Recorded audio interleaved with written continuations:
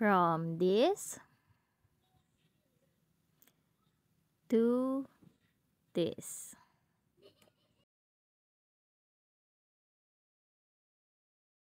Hi guys! For today's video nga ay may isang pangarap na naman tayong tutuparin. Wow ha! Kala mo naman talaga!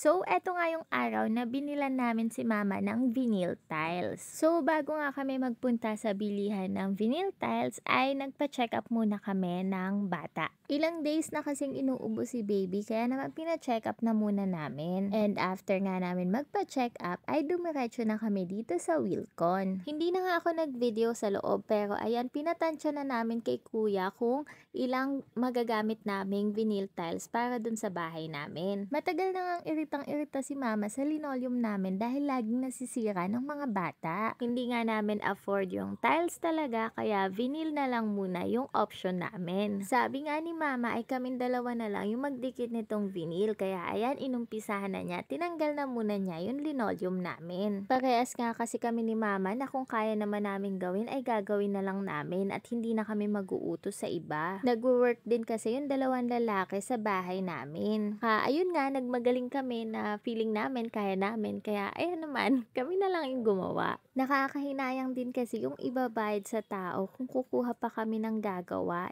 kaya naman namin. Kaya ayan, for the apply na muna si mama nung nabili din naming pandikit ng vinyl doon sa Wilcon. Fast forward ko na nga, ayan, nakakabit na yung aming vinyl. O, diba? Pagpasensyahan nyo na nga kung maraming kalat ang aming bahay, pero ayan, napakita ko na lang sa inyo kung paano ko namin naikabit yung vinyl. Ayan, medyo okay naman sa first timer. May mga konting pagkakamali nga lang pero hindi naman din halata kaya okay na din. Yung binili nga naming vinyl ay nagkasya sa buong first floor namin. Maganda naman nga ang kinalabasan kumpara sa dati. Dito ko na nga tatapusin ang aking vlog. Salamat sa panonood. Bye!